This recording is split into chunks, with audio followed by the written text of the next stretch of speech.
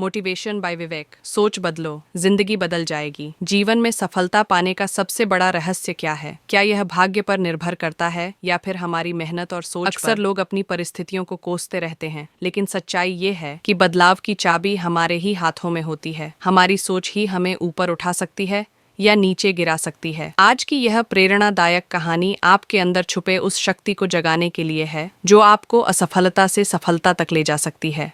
यह कहानी आपको बताएगी कि किस तरह एक भिखारी अपनी सोच बदलकर एक सफल व्यापारी बन गया, और अगर वह कर सकता है तो आप भी कर सकते हैं। तो चलिए शुरू करते हैं यह बदलाव की कहानी। सोच बदलो, जिंदगी बदल जाएगी।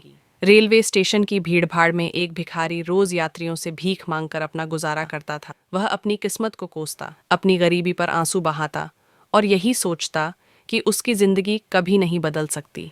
लेकिन एक दिन उसकी मुलाकात एक अलग ही इंसान से हुई, एक ऊंचे कद का सूट बूट पहने व्यापारी। भिखारी ने सोचा, यह आदमी बहुत अमीर लगता है, ये मुझे अच्छी भीख देगा। वह झट से उसके पास गया और हाथ फैलाया, पर व्यापारी ने भीख देने के बजाय उससे एक सवाल पूछ लिया, तुम हमेशा मांगते ही रहते हो, क्या कभी किसी को कुछ देते भी हो? भिखारी को यह सुनकर झटका लगा। उसने कहा, साहब, मैं तो खुद एक भिखारी हूँ, मेरे पास देने के लिए कुछ भी नहीं है। व्यापारी मुस्कुराया और बोला, अगर तुम्हारे पास देने के लिए कुछ नहीं है तो तुम्हें मांगने का भी कोई हक नहीं है। लेन देन का नियम याद रखो, कुछ दोगे तभी कुछ मिलेगा। इतना कहकर वह व्यक्ति ट्रेन में बैठा और चला गया, लेकिन उसकी बात भिखारी के दिल में उतर गई। सोच बदलने की शुरुआत। भिखारी पूरी रात उस व्यापारी की बातों के बारे में सोचता रहा। उसे समझ नहीं आ रहा था कि वह दूसरों को क्या दे सकता है। फिर अगले दिन उसकी नज़र स्टेशन के पास खिले हुए सुंदर फूलों पर पड़ी। उसने सोचा, क्यों ना मैं भीख देने वालों को बदले में ये फूल दूं। उसने फूल तोड़े और जब कोई उसे भीख देता तो वह बदले में फूल दे देता। यात्रियों को यह नया तरीका पसंद आने लगा। वे उसे खुशी खुशी भीख देने लगे और फूल पाकर मुस्कुराने लगे। धीरे धीरे उसकी आमदनी बढ़ने लगी। अब वह रोज फूल इकट्ठा करता और भीख के बदले में यात्रियों को देता। लेकिन एक समस्या थी, जैसे ही फूल खत्म हो जाते लोग उसे भीख देना बंद कर देते। यही सोचकर उसने और फूल इकट्ठा करने शुरू कर दिए।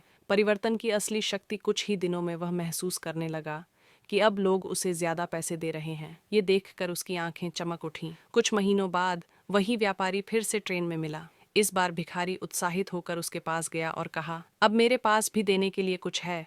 आप मुझे भीख देंगे तो बदले में मैं आपको फूल दूंगा। व्यापारी मुस्कुराया, पैसे दिए और फूल लेकर बोला, वाह, अब तुम भी एक व्यापारी बन गए हो। ये सुनते ही भिखारी के दिमाग की बत्ती जल गई। उसने सोचा, अगर मैं फूल बेच सकता हूँ तो मैं सिर्फ भिखारी नहीं बल्कि एक व्यापारी भी हूँ। उसने स्टेशन छोड़ दिया और असली व्यापार शुरू कर दिया। वह फूल खरीदने और बेचने लगा।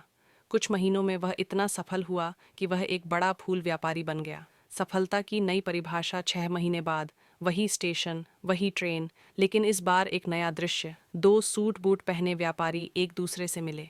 एक ने मुस्कुराकर कहा, आपने मुझे पहचाना? दूसरा व्यापारी कुछ सोचने लगा, फिर कहा, माफ कीजिए, मुझे याद नहीं आ रहा। पहला व्यापारी बोला, हम 2 बार पहले भी इसी ट्रेन में मिल चुके हैं। मैं वही भिखारी हूँ जिसे आपने पहले भीख देने से मना कर दिया था और दूसरी बार फूल खरीद कर बताया था कि मैं एक व्यापारी हूँ। दूसरा व्यापारी यह सुनकर चौंक गया और खुशी से मुस्कुरा उठा, अरे, तुम वही भिखारी हो, लेकिन अब तुम यह सूट बूट में कैसे?